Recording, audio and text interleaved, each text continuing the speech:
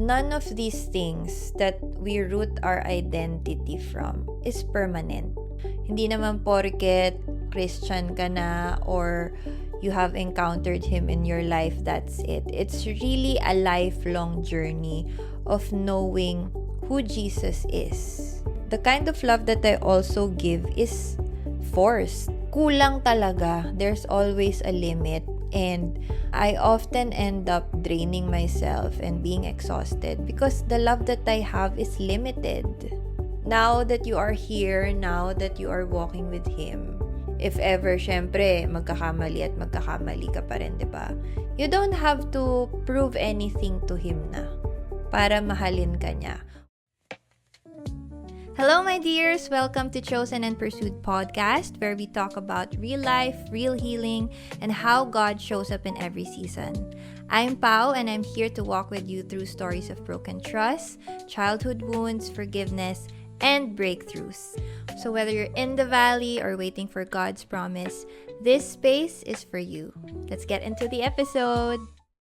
Hello, everyone! Welcome back to Chosen and Pursued podcast, episode 12. Wow, we are now at our last episode of this season, but don't worry, it's not the last episode ever because, syempre, marami pa tayong gusto i-share in different seasons of our lives. But I hope for those who have walked with me in this first season, who have listened, who have watched, and who have received God's wisdom.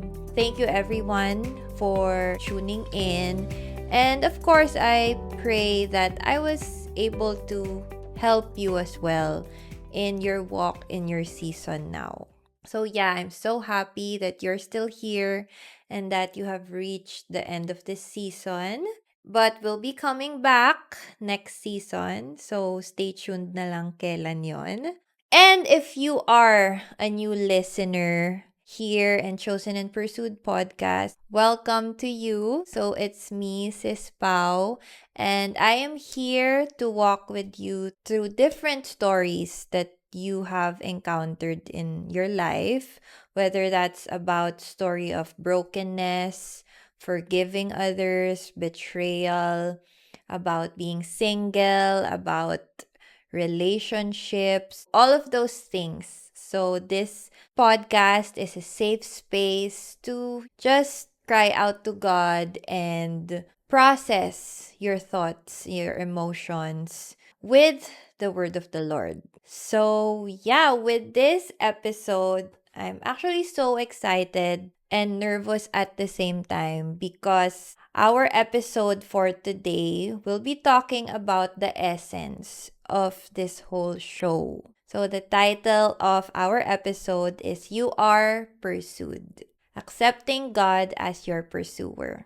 So ito na talaga yun, guys. This is the point of why I even started this podcast. And it's really coming from a place of me wanting to show you how God pursued me and how it really is to feel the love of God and the kind of love that really doesn't leave you behind, the kind of love that doesn't abandon you, and the kind of love that continues to choose you wherever you are.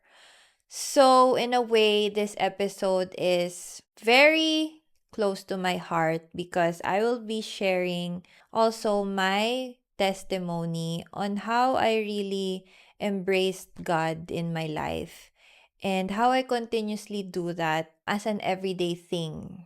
Na it's hindi lang siya one time, big time na inaccept mo si Lord sa heart mo, but it's really a continuous daily devotion of committing your life to Him each and every day. So yun na nga, we will talk about now how God is really your pursuer and how God really chases your heart and does not let you go. Okay, so I guess before we start the episode, of course, I would like to pray for each and every one of you. So let's put ourselves in the presence of God. Heavenly Father, thank you, dear Father, for not just giving me this time today to share your word again to everyone, but for really blessing me with this opportunity and giving me this vision of starting this podcast. And as we start this last episode of this season, I pray, dear Father, that you really guide me. You tell me the words that I need to share to our dear listener, Father. May you bless the words that I will be speaking, and that it will resonate and touch the hearts of our dear listener. And I pray, dear Father, that as we close this season, may you continuously give me this desire to continue what I have started with, and to only do it for you, Lord, and not for anything else. Not for myself, but for your glory, Lord. Again, we praise you and we glorify you, dear Father, and we thank you for everything that you have done in our lives. In Jesus' mighty name we pray, amen. So, for the first verse of today, it's from Isaiah 41, verse 1. See, I have engraved you on the palms of my hands. So, anong pinag-uusapan dito? This was Jesus talking and showing one of his disciples the engraved holes, 'di ba, in his hands. And paano niya nakuha yon? When he was crucified and when he died for us in our place, 'di ba? As payment for our sins. I want to start with this verse because gusto ko na agad ipakita sa inyo the greatest act of love God has shown us. Because just to give you like context, so for those din na nagbabasa na ng Bible, and if you have already gone through the Old Testament, before Christ came in our world, the payment for sins is to really sacrifice innocent blood. Kaya 'di ba they sacrifice animals, 'di ba yung lamb nga, yun yung usual, or basta innocent blood, pure blood for in payment of the sins of people. Kasi dati talaga sa Old Testament, if you don't do that, you will really die. So, yun talaga yung nangyayari literal noon. Kaya nga 'di ba, nung sa Old Testament talaga, animal sacrifice talaga sila to save them as payment for their sins. So God, seeing that, pinadali niya na yung buhay natin by sacrificing His only Son, Jesus Christ. He already made it easier for us. Kasi ngayon, wala na. We don't have to sacrifice anymore, right? In payment for our sins. And lalo na sa mundong to, 'di ba? Na ang dami-dami na talagang sins. It's very hard. It's very hard to walk a straight path because there are a lot of distractions in this world. There are a lot of sins. It's easier to just follow the pattern of the world than follow the righteous path. 'Di ba? Mahirap talaga to obey. And that is why if we really want to be with God eternally, in eternity, all we have to do is accept Jesus in our hearts. And Jesus is the only way for us to be reunited with our Father in heaven. So, yun na. Yun na lang yung kailangan nating gawin. Although, hindi ko siya nilalang kasi I know that there are a lot of people who still struggle to believe in Him, who still struggle with the ideology that there is God and that there is Jesus. Or, ano ba talagang difference sa kanila? Are they the same entity, 'di ba? Is Jesus really God? So, ang daming ganyang analogy in this world. That is why it is really a journey. Hindi naman porket Christian ka na or you have encountered Him in your life, that's it. It's really a lifelong journey of knowing who Jesus is and who the Father is. It's just nice to think na grabe talaga si Lord na He wants us so much. He wants us to be with Him in eternity. Kaya yung kaisa-isang anak niya na innocent blood died a gruesome death, 'di ba, for us. So, dun pa lang kita mo na agad how deep and how unconditional God's love for us is. However, dito naman tayo sa part na when we chase the wrong things. So, this is very common, 'di ba, in all of us humans kasi gano'n naman talaga. Yun naman talaga yung natural nature of man that we will really fall and we will really chase anything in this world, whether that's love, validation, success, fame. We really easily get blinded with those things. So, of course, to further explain what I mean, I will be sharing my personal story. So, with me, what I really chased and what I really equate my value before I came to know Christ was rooted in relationships, specifically romantic relationships and achievements. So, whether that's in school, with my career, and for example, with the relationships that I have, whether that's with my romantic partners, with my friends, I really root my value in that to the point na I will be robbed of my peace if one of my relationships fail. And yun na nga, nakwento ko na rin naman in my previous episodes why I turned out to be that way. It's also rooted from my deprived desire from childhood. It's like that. And ganun din kapag sa achievements ko in school or in my work, pag hindi nag-work out, I'll be robbed out of my peace.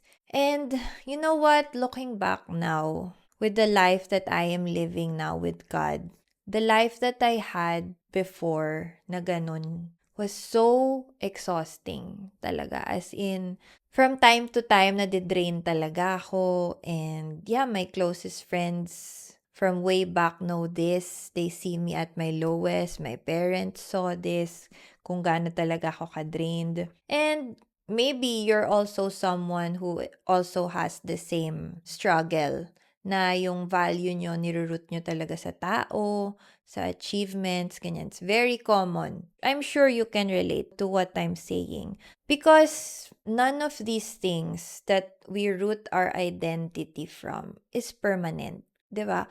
Wala namang permanent talaga dito sa mundo. You know, people change their minds. People have dark sides, 'di ba? We easily hurt each other. Achievements are fleeting, fame, beauty is fleeting, 'di ba? So wala talaga. Wala talagang permanent. So in the long run, because I was really like this for the longest time before, mas lalo ako nagka-trauma in life. Mas lalong nadagdagan yung traumas ko. And that led to my rock bottom. In my rock bottom, I think God also allowed it to happen because that is where I will meet Him. Here's another verse from John 4:13 to 14. Jesus answered, "Everyone who drinks this water will be thirsty again, but whoever drinks the water I give them will never thirst. Indeed, the water I give them will become in them a spring of water welling up to eternal life." So in this verse, I'll just give a context. So Jesus was talking to the woman in the well. So he encountered a Samaritan woman in one of his travels. And actually, yun naman talaga yung sinadya niya. Kasi 'di ba, of course, Jesus does everything with a purpose because he is God. So, yung Samaritan woman talaga na yung sinadya niya. And back in the day, yung mga Samaritan, especially if you're a woman, syempre there's discrimination, 'di ba? You are looked down upon. And this woman is actually, hindi niya nga rin in-expect that the Messiah will approach her kasi very worldly din siya or worldly din yung past life niya. So, same thing with us. But again, siya pa yung kinausap ni Jesus about this very important message. So, it says here, spring of water. So, God is referring to His Word, dun sa spring of water, and sa spirit, sa spiritual life. He is referring that anything that we drink in this world, yun na nga, whether that's fame, fortune, success, love, we will still thirst. We will not be satisfied. But only God's truth can finally quench our thirst. Dun lang talaga tayo mafulfill. His love, His acceptance, 'di ba? It's overflowing, and that is why when we accept that in our hearts, it will overflow and it will pour out to the people that we encounter in our lives.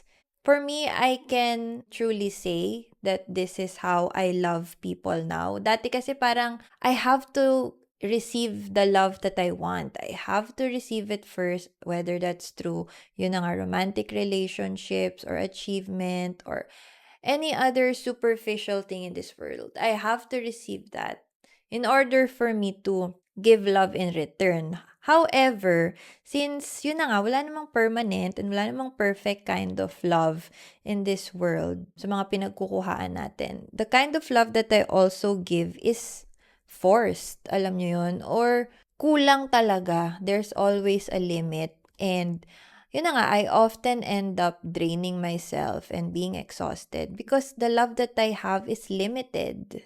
Yun lang yun lang talaga yung kaya kong ibigay. Kasi nga, limited lang din yung sources ko, right? But again, if you start to experience God's overflowing and unlimited love in your life, wala, as in, mag-overflow talaga siya. To the point na you can freely give love to others na without expecting anything in return.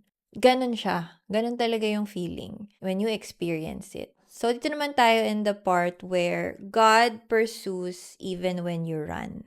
I'll continue my story that I shared a while ago. I remember distinctly how God pursued me. So, it was in the middle of the night. I was still living in my parents' house. I was in my room alone.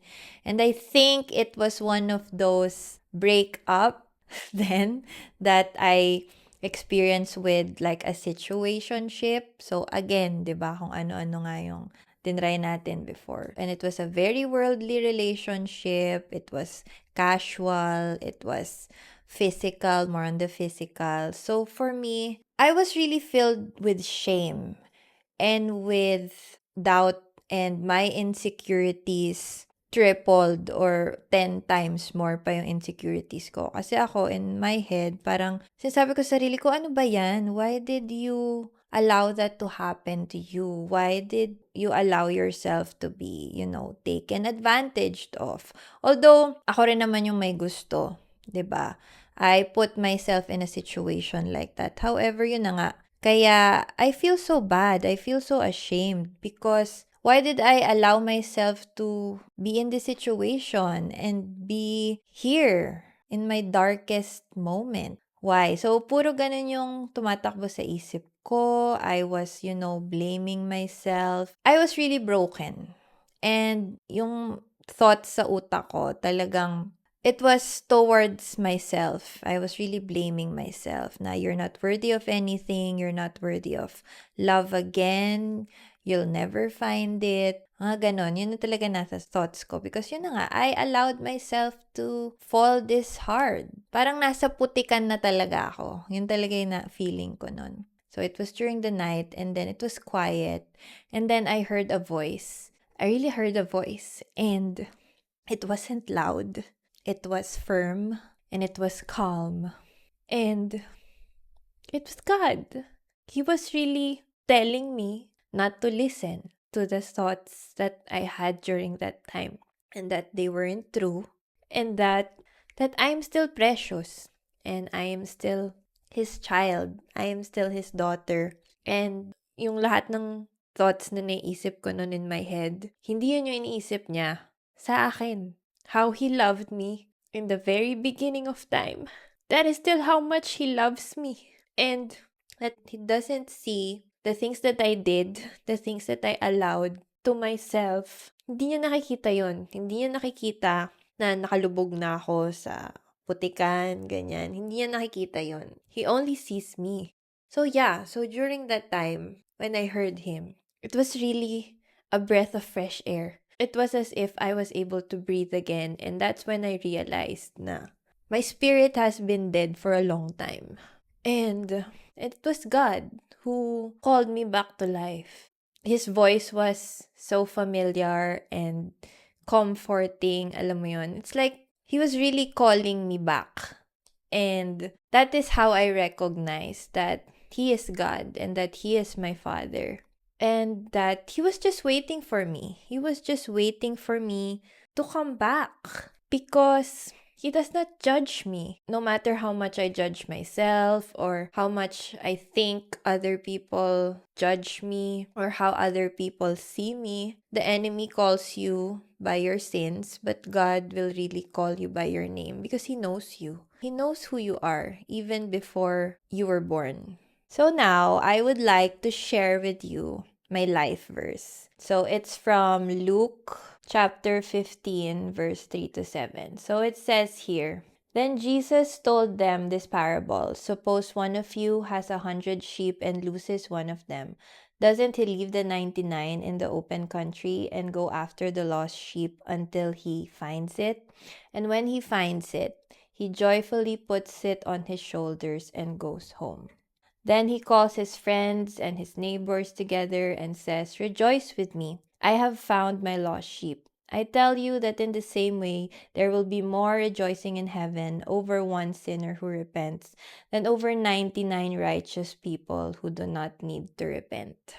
So, grabe. I actually found this verse not by reading the Bible, but by listening to a worship song. It's called Reckless Love by Corey Asbury. So, when I heard that verse and when it was mentioned in the song, grabe, as in talagang nag-breakdown talaga ako. At that point, that was me realizing the depth of God's love for every one of us. It was more than talaga, more than what we truly deserve. Kasi yun na nga, kapag andun ka na sa lowest moment mo, pag nandun ka na sa putikan, di ba parang mahihiya ka na lumapit kay Lord? Kasi nga, parang ang dumi-dumi mo, di ba? And God is so holy, He is so pure. So parang, wag na lang. But again, knowing this verse that God is willing to leave the 99 for the lost sheep. Grabe yun, 'di ba? The love God really has for us pursues the lost. And in that parable, we are the lost. I am the lost sheep. You are the lost sheep. 'Di ba? Si Lord, willing siya na abutin ka, na mag-dive din dun sa putikan para ma-rescue ka and to call you back to Him and to be with you again, to find you. Hindi talaga siya papayag. Hindi talaga siya papayag na hindi ka niya makuha ulit. And for me, the moment I figured that out, na ganun pala kalalim yung pagmamahal ni Lord para sa atin, wala nang ibang kind of love that can even come close to that. 'Di ba? Wala na. Wala na talaga in this world. Only God can give you that.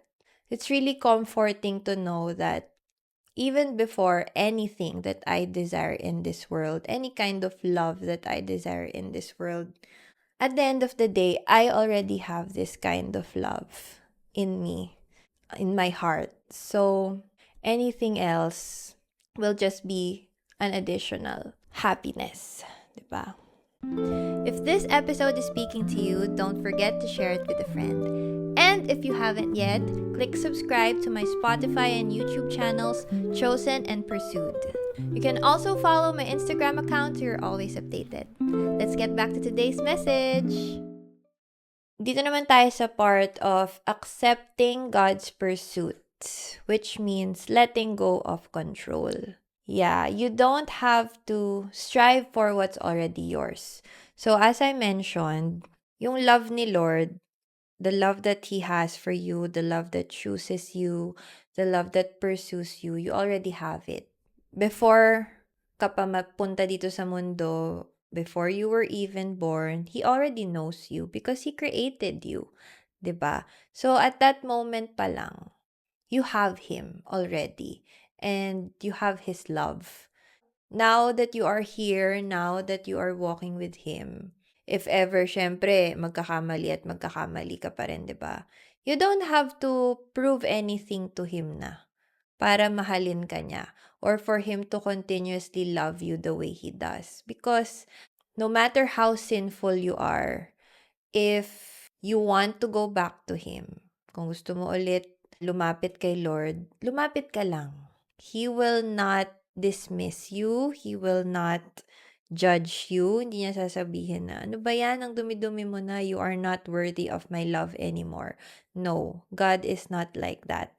So just come to Him as you are. Let Him cleanse you of all of this pain, this trauma that you have experienced in your life. Next is resting in His love is part of healing your identity. If you came from a situation or a place na niroot mo talaga yung identity mo to anything trivial in this world, of course, you need healing, di ba? And when you experience God's love and when you rest in His love, yun lang yung love na makakapag-heal sa'yo. Hindi yung love ng ex mo, your friends, or even your family, to be honest. Family is precious. We should cherish our families. Siyempre, sila naman talaga yung blood relatives natin in this world, but doesn't compare still. The love that we get from these people doesn't compare to the love that the Lord is already giving us. And syempre, kapag napapalapit ka kay Lord, ito, common struggle to ng mga tao. Minsan, kaya sila umiiwas kay Lord or they avoid, reading His Word kasi alam nila that they will really see the truth there. Yun kasi yung thing kay Lord. He just doesn't tell you the things that you want to hear, but the things that you need to hear for Him to continuously mold you. And why does He do that? Bakit ba paulit-ulit tayo minumold ni Lord? It's for us to become more like Him, become more Christ-like each and every day. We will not be exactly like Him kasi iisa lang naman si Lord, 'di ba? Iisa lang naman si Christ. But at least each and every day, we get better and we grow our character each and every day. And syempre, dahil ganun nga tayo ka-love ni Lord, yun yung gusto niya for us to become the best version of ourselves. Of course, we're not gonna be perfect, but we will go back to how we really were, what our true identity is. And our true identity only lies in Him. So, how do we redefine our worth through His eyes? So, here's a verse from Jeremiah 31, verse 3. I have loved you with an everlasting love. I have drawn you with unfailing kindness.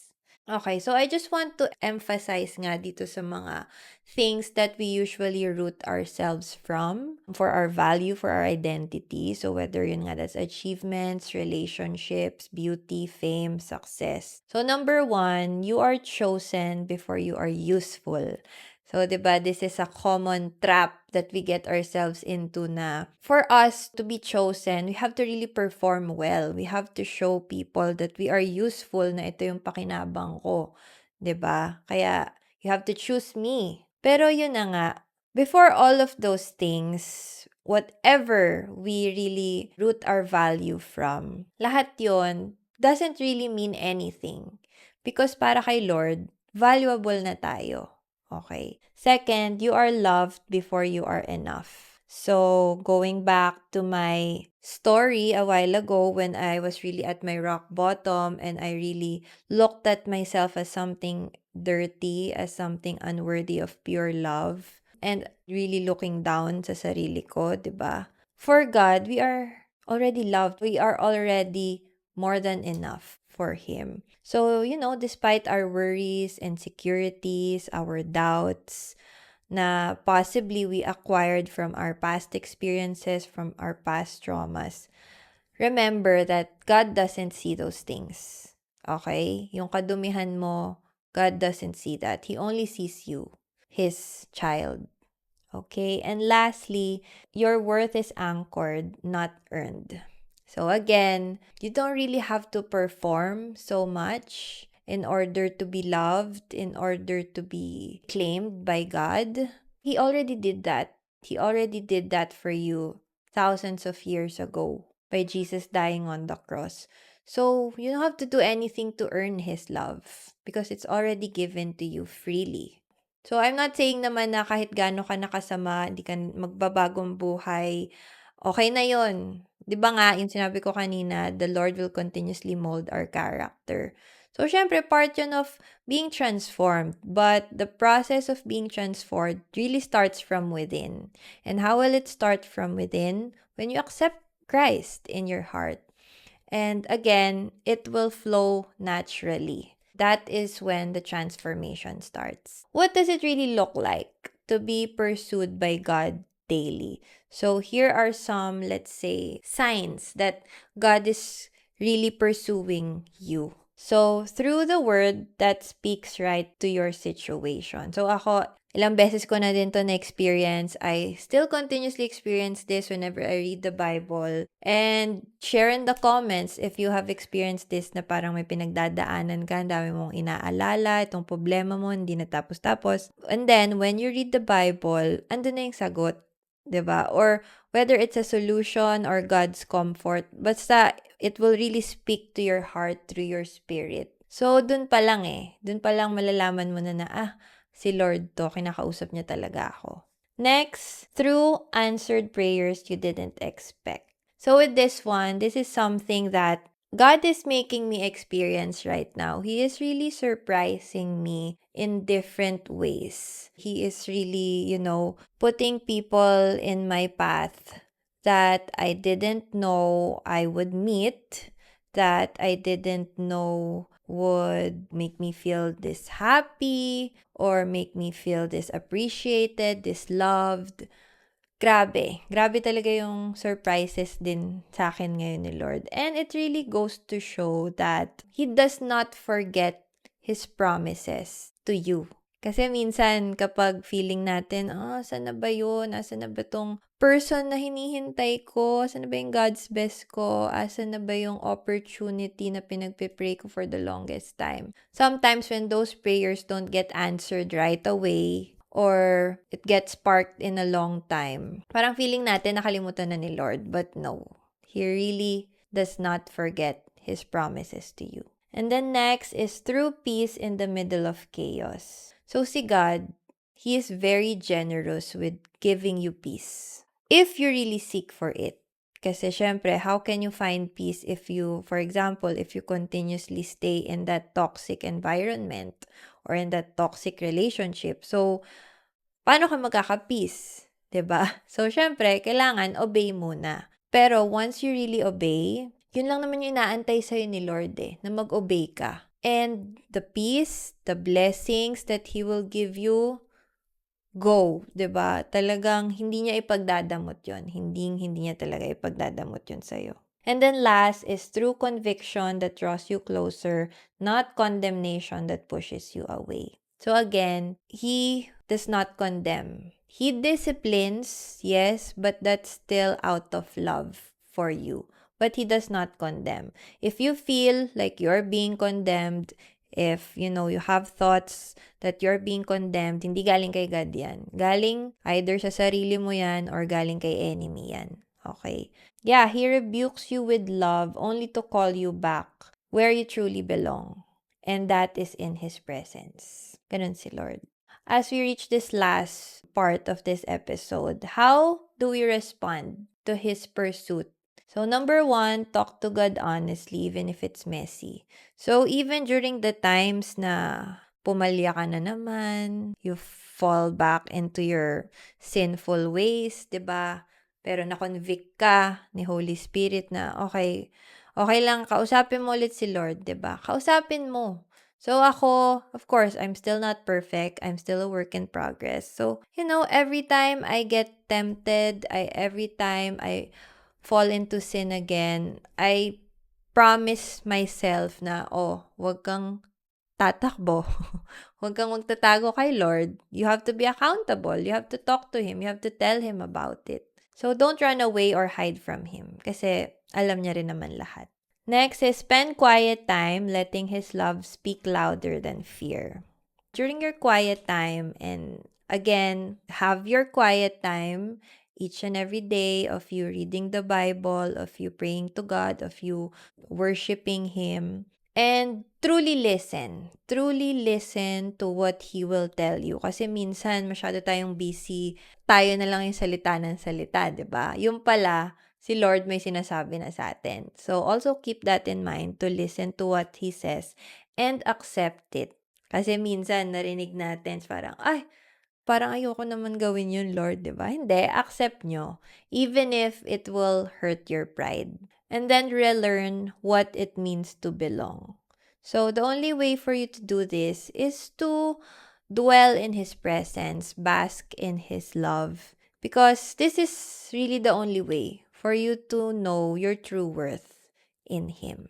Okay, so here's a verse. Draw near to God and He will draw near to you. From James 4 verse 8. So it's that simple. Just draw near to God. Don't be scared, diba, na again, na He will judge you, He will not. Although He will teach you what you need to know. Hindi mahirap kausap si Lord. Basta andyan lang siya, inaantay ka niya, lumapit ka sa Kanya. Okay. I guess to end this last episode, I just want to leave you with this reminder that you don't have to, again, chase what's already chasing you, which is si God, diba? Siya ang naghahabol sa'yo. And God's love is not distant. It's always there. You are pursued, you are wanted, and you are chosen. So here's a reflective question I want you guys to think about later. What would change in your life if you truly believed that you are pursued and not abandoned? Reflect on it. Journal it. How do you feel right now? How do you view God now? And I guess you can also put there what are the next steps that you would like to do in your daily walk in order to draw closer to Him. All right. So, yeah, I would first close us in prayer. Heavenly Father, thank you, dear Father, for having me to share this message, to share my story to our dear listeners. And thank you again, dear Father, for this day that you have given us. I pray that our dear listener has encountered you during this episode and during this whole season of their life, dear Father. And I pray that after hearing this message, that they will continuously have this desire to grow deeper in your love and to know you even more now that they have you in their life. And I pray, dear Father, that you bless our dear listener, whatever they are worrying, their problems. I pray that they learn to surrender this to you, dear Father, and that they will slowly learn how to anchor their value, their identity, and their love in you, and not from anything else in this world. Again, we praise you and we glorify you, dear Father, and we thank you very much for this life that you have blessed us with. In Jesus' mighty name we pray. Amen. Alright, so that is it, everyone, for the first season of Chosen and Pursued podcast. So I'm so happy that we have reached this point. But yeah, again, stay tuned for the next season, possibly next year. There are many more stories of faith, of love, and of healing that I continuously want to walk you with. Yeah, there's many more stories to come in our lives that is worth sharing with each other. So, yeah, I hope you have a great day today. Always remember that you are always chosen and pursued. Bye. Thank you for tuning in today, my dear. I pray that in whatever season you're in now, that you will continue to walk with Jesus because you are chosen, you are pursued, and you are deeply loved. If you haven't yet, click subscribe to stay tuned to the latest episodes. Until next time!